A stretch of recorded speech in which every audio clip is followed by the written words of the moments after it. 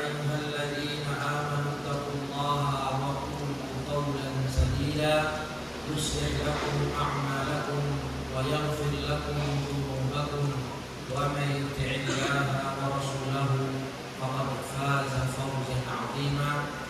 أما بعد فإن أصدق الحديث كتاب الله وخير الهدى هدى محمد صلى الله عليه وسلم وشر الأمور محدثاتها وكل محدثة بدعة وكل بدعة ضلالة وكل ضلالة في النار.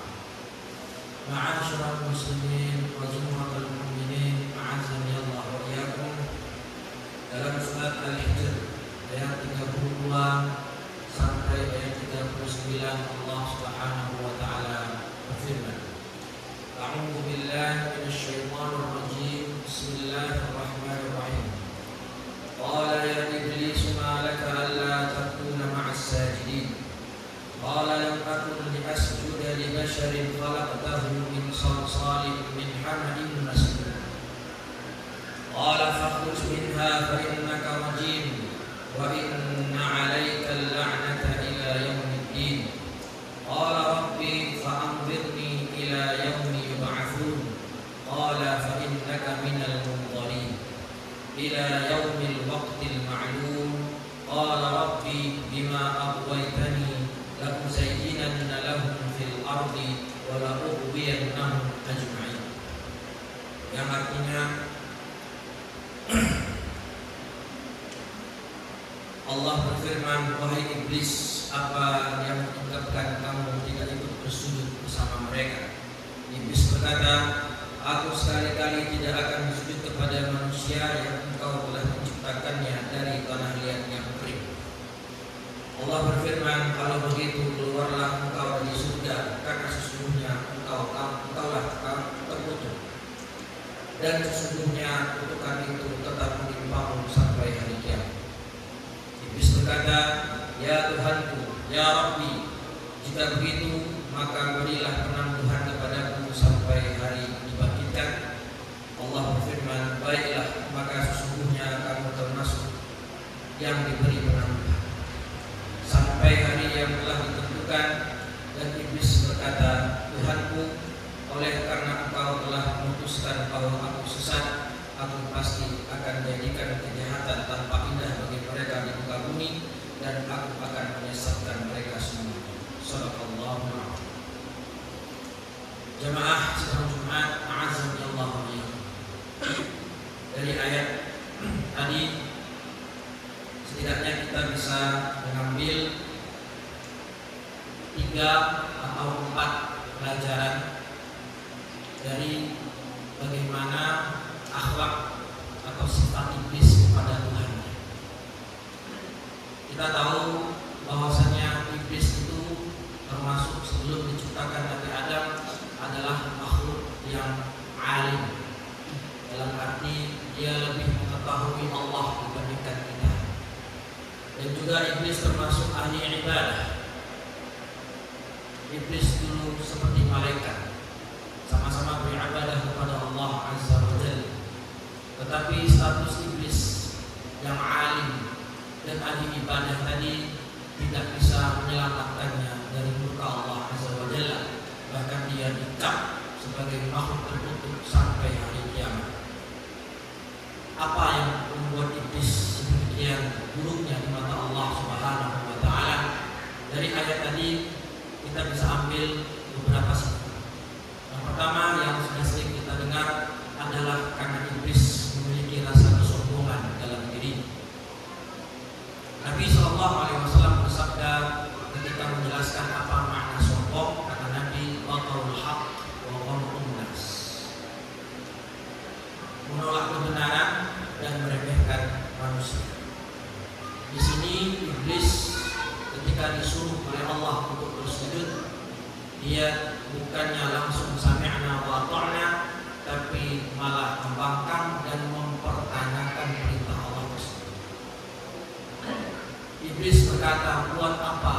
Kenapa saya harus sujud kepada anak? Sebagai seorang hamba, kita bisa belajar Jangan sampai kita memiliki sifat seperti iblis. Ketika Allah memerintahkan kita sesuatu perbuatan, maka sebagai seorang mukmin kita sami'na wa ata'na. Bukannya malah membangkang dan mempertanyakan, kenapa Allah menyuruh saya begini? Ngapain Allah menyuruh saya sholat? Memang kalau saya sholat bisa kaya. Nah, ini adalah salah satu sifat iblis yang membuatnya menjadi makhluk yang tertutup. Percuma ilmu banyak, ibadah banyak, tetapi kesombongan, apalagi sombong kepada penciptanya, sungguh ini perbuatan yang sangat tercela.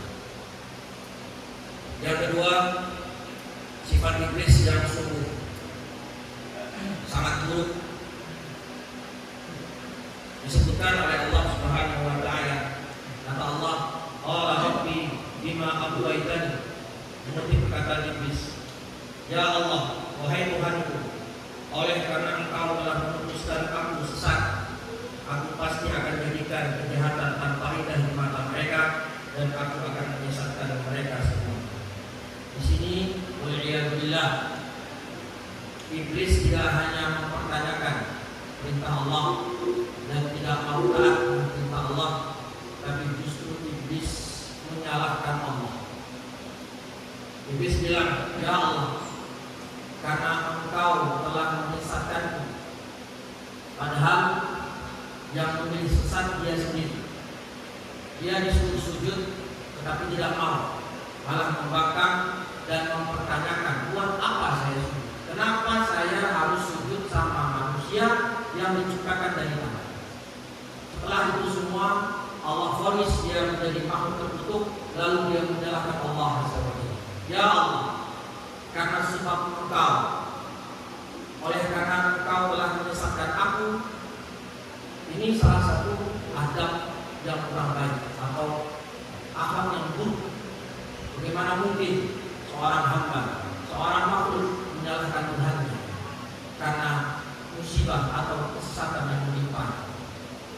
Kita mungkin banyak di antara manusia ini yang ketika menimpa musibah atau menimpa kemalangan selalu menyalahkan takdir Allah. Kenapa Allah jadikan saya miskin? Kenapa Allah lahirkan saya di keluarga tidak mampu? Kenapa begini? Kenapa begitu? Semuanya Allah yang salah. Maka kalau kita berlaku seperti ini, berarti kita sedang mewarisi salah satu sifat iblis. Iblis sesat bukan karena Allah yang menyesatkannya, tetapi karena iblislah yang meminta atau yang memilih dirinya untuk sesat. Perbuatan yang ketiga yang bisa kita ambil dari ayat ini, ketika Allah telah memvonisnya sesat, lalu iblis meminta permohonan, satu permohonan kepada Allah Azza wa Jalla. Iblis berkata, "Qala rabbi fa'anzirni ila yaumi yub'atsun." Ya Tuhanku, kalau begitu berilah penangguhan kepadaku sampai hari manusia dibangkitkan. Maka Allah pun mengabulkan permintaan iblis. Qala fa innaka minal munzirin. Baiklah, maka sesungguhnya kamu termasuk orang yang diberi penangguhan ila yaumil waqtil ma'lum, sampai hari yang telah ditentukan atau hari kiamat. Jemaah Jumat sekalian yang Allah muliakan, lihatlah di sini Allah Subhanahu wa taala mengabulkan permohonan iblis persis seperti yang dia minta. Maka dari sini kita ambil pelajaran jemaah sekalian yang Allah muliakan. Meskipun iblis dikabulkan permintaannya persis seperti yang dia minta, tetapi ternyata permintaan ini tidak baik untuknya, tidak menyelamatkannya dari status makhluk tertutup sampai hari kiamat.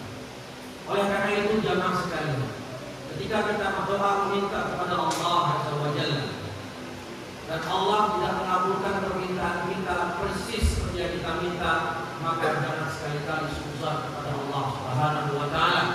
Saya sudah sholat bertahun-tahun, saya sudah doa bertahun-tahun, kenapa Allah tidak mengabulkan ini? Karena bisa saja yang kita minta belum tentu baik di mata Allah Subhanahu wa taala, dan belum tentu juga, tadi kita lihat, belum tentu juga doa yang dikabulkan persis itu tanda kebaikan. Nah, kita lihat iblis dikabulkan permintaannya persis seperti yang dia minta, tapi ternyata itu berdampak buruk baginya. Oleh karena itu jamaah sekalian, selalu husnuzan kepada Allah Subhanahu wa taala. Jangan pernah berputus untuk berharap kepada Allah. Terus berdoa, akan tetapi jangan husnuzan kepada Allah. Husnuzan, karena mungkin permintaan kita yang kita minta itu belum tentu baik di sisi Allah Subhanahu wa taala, dan Allah menggantinya dengan permintaan lain atau dengan jawaban lain yang itu pasti baik buat kita semua. Barakallahu li wa lakum fil Qur'an wa nafa'ani wa iyyakum bima fihi min al-ayati wal dhikril hakim. Aqulu qawli hadha wa astaghfirullah li wa lakum wa li sa'iril muslimina min kulli dhanbin fastaghfiruhu innahu huwal ghafurur rahim.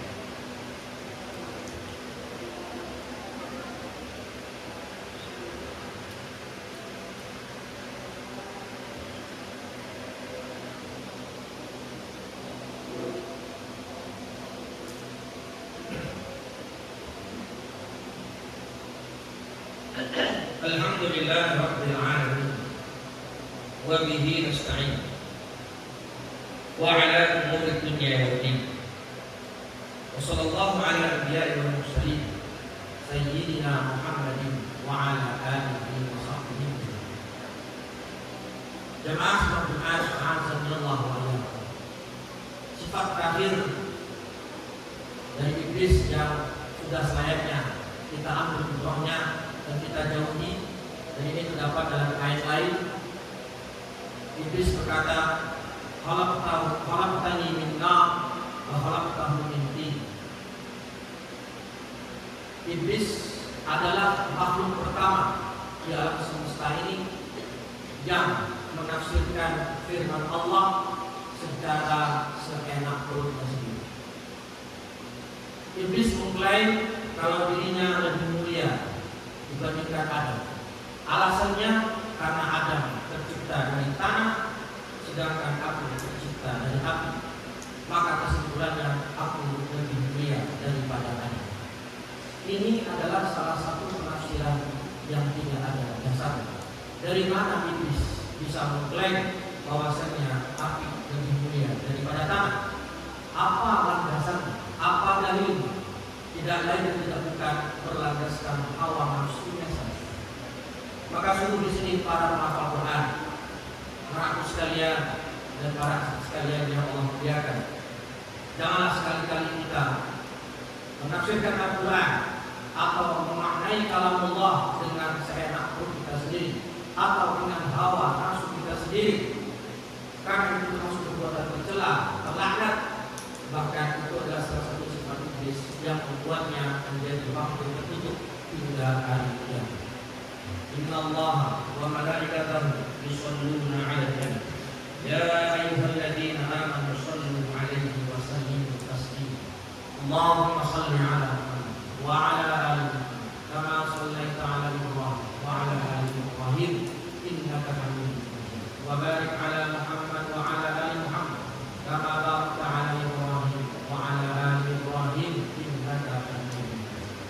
اللهم اغفر للمسلمين والمسلمات والمؤمنين والمؤمنات الأحياء منهم والأموات إنك سميع قريب مجيب دعوات يا قاضي الحاجات. اللهم إنا نسألك سلامة في الدين وعافية في الجسد وزيادة في العلم وبركة في الرزق وتوبة قبل الموت ورحمة عند الموت ومغفرة بعد الموت. اللهم هون علينا في سكرات الموت والنجاة من النار والعفو عند الحساب. ربنا ظلمنا أنفسنا وإن لم تغفر لنا وترحمنا لنكونن من الخاسرين. ربنا آتنا في الدنيا حسنة وفي الآخرة حسنة وقنا عذاب النار. عباد الله، إن الله يأمر بالعدل والإحسان وإيتاء ذي القربى وينهى عن الفحشاء والمنكر والبغي يعظكم لعلكم تذكرون.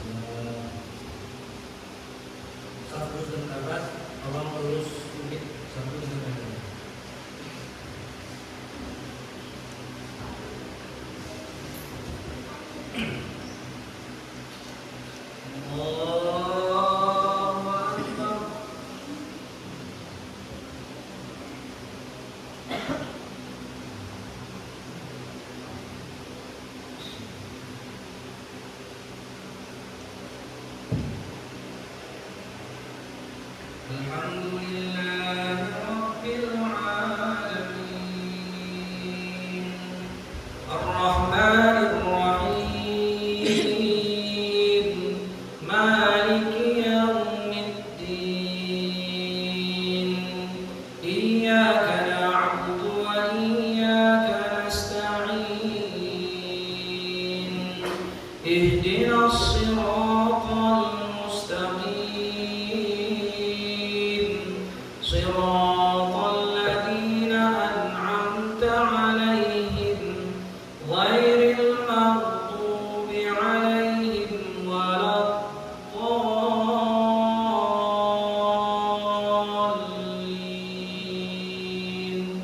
Amin.